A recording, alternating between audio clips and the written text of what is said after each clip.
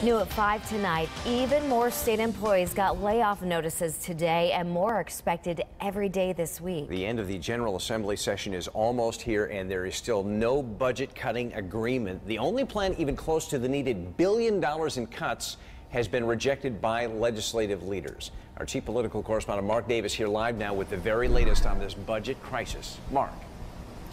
Hi, Darren and Ann. Good evening, everyone from the Hartford newsroom. Yeah, 89 more. That is 89 state employees getting their walking papers today at the Yukon Health Center.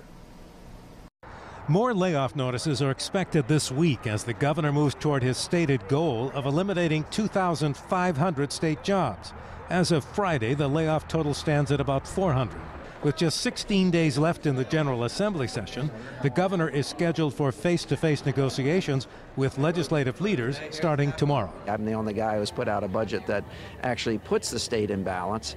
And if other folks aren't going to do that, then I think we basically have to work off the document that I put forward. But legislative leaders have made it clear that many of the cuts Malloy proposed are non-starters, especially ones that would result in local towns having to increase property taxes to make up for lost revenue from the state.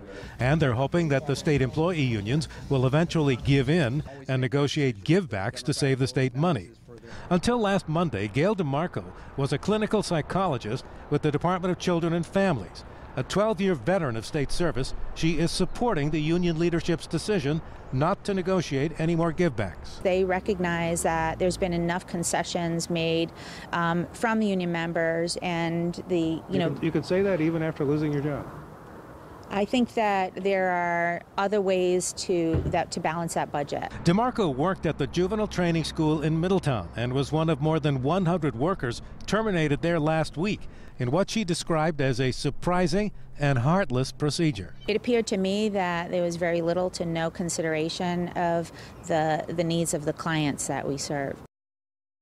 Now, the governor and legislative leaders have closed the door on those other ways of solving this budget crisis that the union leaders and their members believe, which is raising taxes again in this election year that apparently is not going to be on the table.